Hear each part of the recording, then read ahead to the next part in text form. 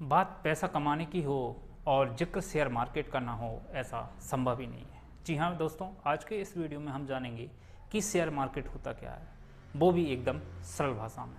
तो वीडियो को शुरू से लेकर अंत तक जरूर देखिएगा। तो चलिए जानते हैं शेयर मार्केट होता क्या। शेयर मार्केट को सरल भाषा में समझने के लिए आपको एक एग्जाम्पल देता हूँ।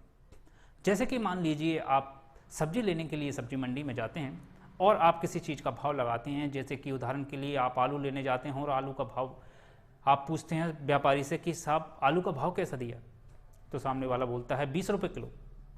आपने कहा नहीं आप तो बहुत महंगा लगा रहे हो। आपने कहा 10 रुपये किलो दे दीजिए, लेकिन वो कहता है नहीं मैं तो 20 रुपये किलो ही दूंगा। तो आप क्या करते हैं कि आप दोनों के बीच का जो है भाव तय कर लेते हैं, यानी आपका ना ही व्यापारी का। आपने तय कर लिया कि 15 रुपये किलो लगा दीजिए और 1 किलो आलू दे दीजिए। इस पर व्यापारी भी राजी हो जाता है और वह आपको आलू दे देता है।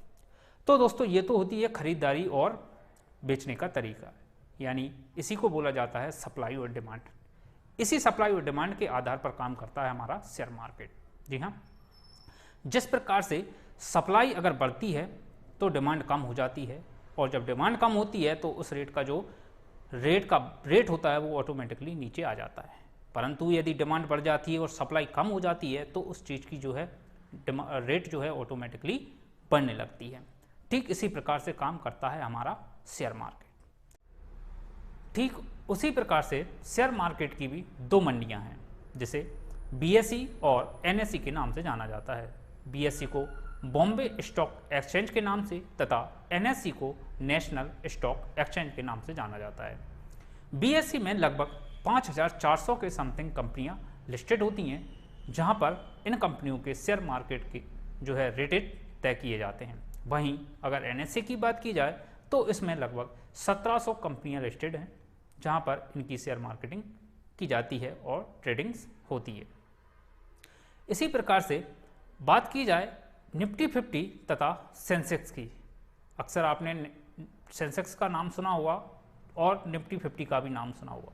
तो निफ्टी 50 उन भारत की सबसे बड़ी 50 कंपनियों का एक समूह है, जिसे निफ्टी 50 के नाम से जाना जाता है, और सेंसेक्स 30 बड़ी कंपनियों का समूह है, जिसे सेंसेक्स के नाम से जाना जाता है। अक्सर ही आपने न्यूज में सुना होगा कि सेंसेक्स इतना गिर गया या इतना चढ़ गया, यानी उन 30 कंपनियों का जो ओवरऑल एवरेज जो रेट होता है उसको तय किया जाता है कि ये जो एवरेज रेट है कम हुआ है पिछली रेट की तुलना में या फिर बढ़ा है, और उसी के आधार पे आपसे बोला जाता है कि सेंसेक्स गिरा है या चढ़ा है।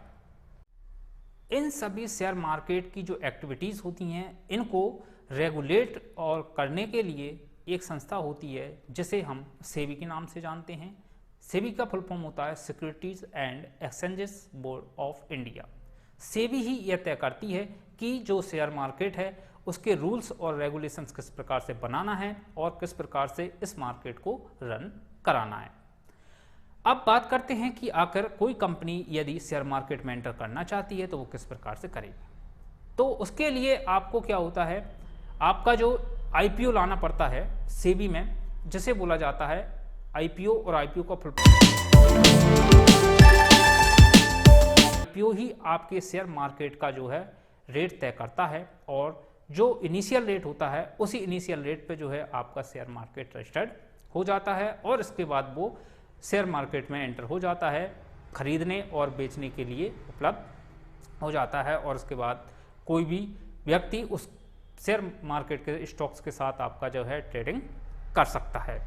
ठीक है, तो अब बात करते हैं कि आकर शेयर मार्केट को खरीदने और बेचने के लिए, यानी यदि हम कोई स्टॉक्स को खरीदना चाहते हैं या किसी स्टॉक्स को बेचना चाहते हैं तो ये सारी प्रक्रिया को हम कैसे करेंगे।